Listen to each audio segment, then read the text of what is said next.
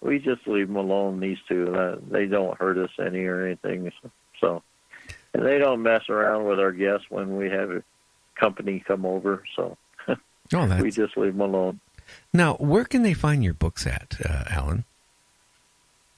All my books are sold through Amazon.com, and I have my own website, if you want to call it that. They're at Amazon, and it's Amazon.com/author/Wright Allen. That's WRIGHT Allen, ALAN, and it's all lowercase. And if you go there, all my books are there. Everything, you can just buy them right there. Just click on the link, and you can buy the books right online, right there. Oh, wow. How's the sales on the books doing? Because, I mean, paranormal right now is really good. I mean, you couldn't ask for a hotter time ever in the paranormals than right now. Well, you know, to tell you the truth, I haven't made anything off my books or anything. I've been paying for the publishing and everything and the printing of my books by myself. I get royalties, but it's quite small, really. I didn't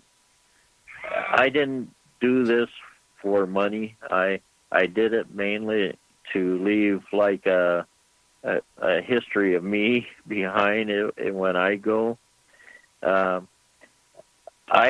been a paranormal thing. I've been my abilities was given to me by my great-grandmother, my grandmother, and my mother. They were handed down. I got them. But, you know, I kept them a secret from even my other family members. And when I started going to school, my school buddies didn't know anything about that either. It wasn't until I retired that I really started doing things or telling people, you know, about my abilities and writing my books. But like I told you earlier, I'm almost 70 now, and I really don't care if people don't like her or what. I had to be careful back then because, you know, kids can be mean. And then after I graduated from high school, I went into retail management. I worked at grocery stores there in Phoenix, Arizona. And if you start talking about ghosts and paranormal things while you're on the job there, you could get in trouble back then too. So, but now I've written these books, and I've written them basically just to leave like a legacy of me. My books are in the library here in town. We live in a smaller town, and we only have one library, and these books are in that library mainly because I'm a local author, and they think that's pretty cool. So, yeah. I do have another website also. It's WEDGIT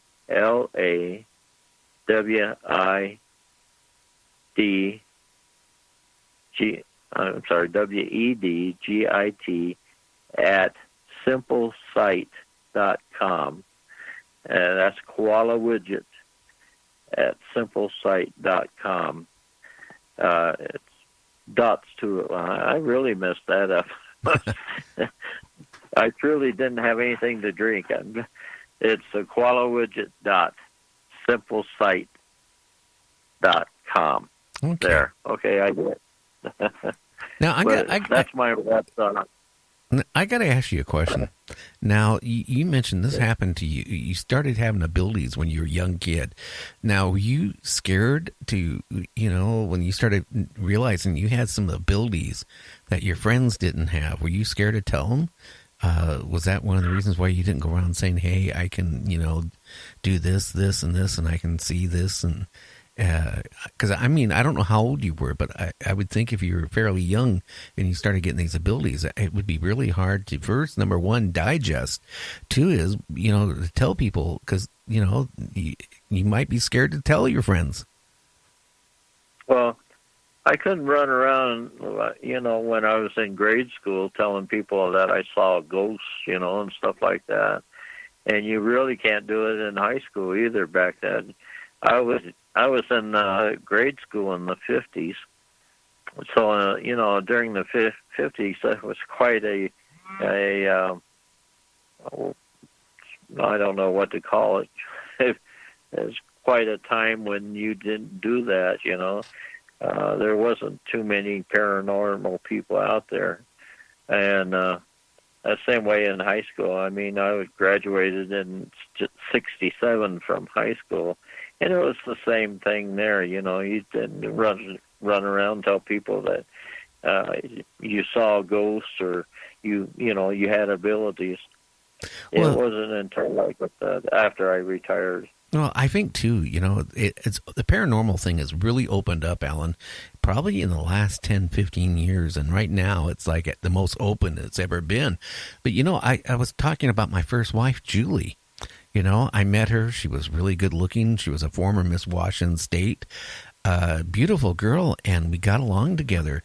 And, the next thing I know, she was telling me she was into witchcraft. But by then I was already in love with her, or I thought I was in love with her, And it was, and after we got married, it really, she scared me. Probably, we were married, it was the longest 2.5 years. If there is hell on earth, that was my hell on earth, okay? It was totally a crazy marriage. I would come home and she would have a Ouija board out. She'd have her friends over. I come home from work. At one point, I worked at a cement company, and I was feeding the hopper gravel and cement and sand all day long. I was tired. I come home and there are like 8 or 9, 10 strangers in my house I never seen before. They got a Ouija board going on, and they have candles burning, and they have all this. It just scared the you-know-what out of me. And it didn't get better. It got so bad after 2.5 years. One day, I'll be very honest with you. One day, I came home. There was strangers in the house. She was doing a seance or whatever it was. I don't even know what it was. I said, hey, I'm going to go down to the store. I'm going to get a bottle of Coke. I'm going to go get a Reese candy bar. I remember that because I was really into Reese candy bars, right? Well, I got into the car, and I never came back home. That was it. Yeah, well, been there and done that, Gary. I tell you. But this was the same. I dabbled a little bit in the Ouija boards, and like you, the Ouija board scared me. After a while, it almost felt like it was taking me over, and I had to get away from it. And I got another chapter in one of my books. I believe it's, I think that is in Roads Less Traveled too, where I tell about the Ouija boards and stuff. And I think they're actually bad for, they tell the truth if you know what the truth is. But the minute you ask it something and you don't know the answer, it will lie through its teeth. And, when you start like, am I going to get a promotion at work, it's got to say, yeah, sure, you're going to get it in, 6 months or whatever. They don't know, and you don't know. Well, and so, it's going to lie. Well, it's so bad that, honestly, it got to one point, like I said, I worked for Columbia Cement Company. I worked 8 to 10 hours a day, okay? All of a sudden, I came home one time, and this is, before the end of I decided to walk out. All of a sudden, I'm being accused, okay? Not just from my wife, from people I barely even knew of. I was supposed to be having some affair during the day, and I'm going, if I'm having an affair, I don't know how, because the first thing I did when I got home, I had to take a hot bath because I couldn't move. That's how sore I was. and she believed it. Now, maybe it was feeding her all this, false information.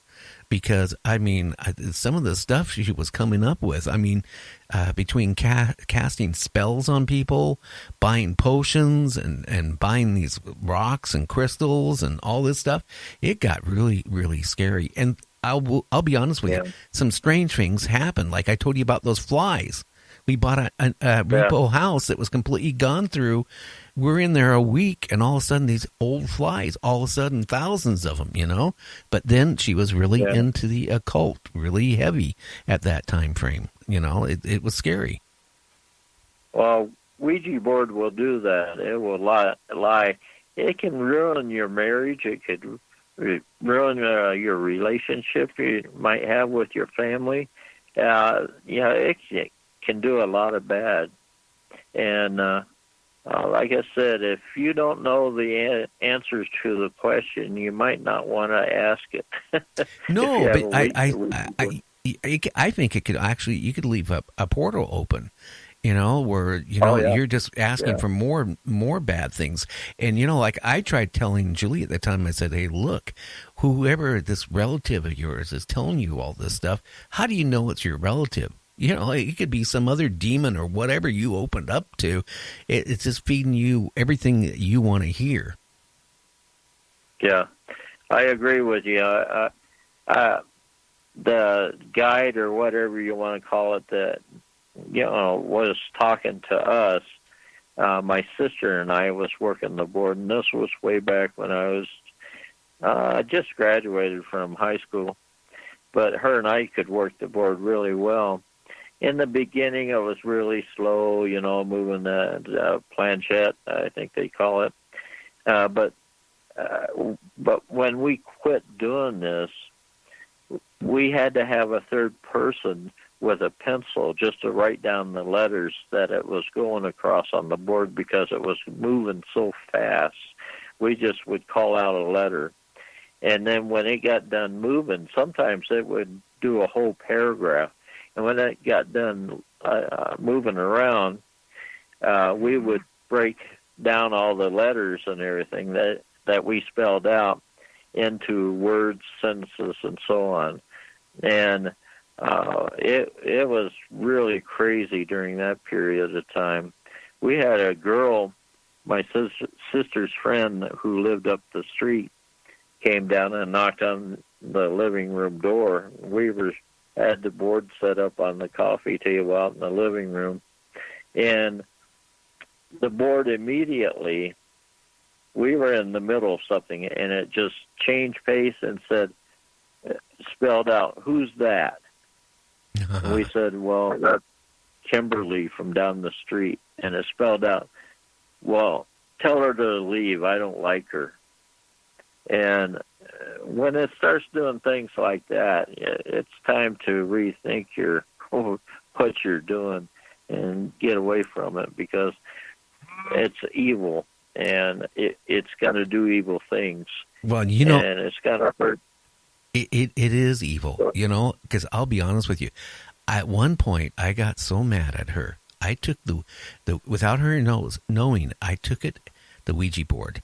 Okay, I didn't throw it away, but I donated it to a thrift shop, on the other side of town. Okay, donated it to him, right? The next thing I know, she's saying, what did you do to the Ouija board? I said, I got rid of it. I threw it away. A couple days later, her or her friends or whatever, they went to that same thrift store, saw it, and bought it. It's just like it came back into the house. And I'm not lying or not joking. I mean, it somehow found its way right back to our house. That tells me, then I've talked to other people saying that the only way you can get rid of one is burn it. Don't throw it in the garbage. Don't do this because it's going to cause you more problems. I don't know. I haven't, you know what? I made sure when I got married this last time that, my wife was not into the occult, didn't have, she don't like anything to do with monster movies, occult, the paranormal, or anything, and I'm happy. I'm the one that's in the paranormal, not her, and I'm happy.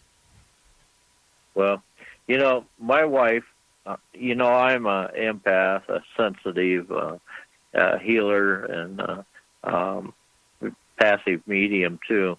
And my wife is the same thing. So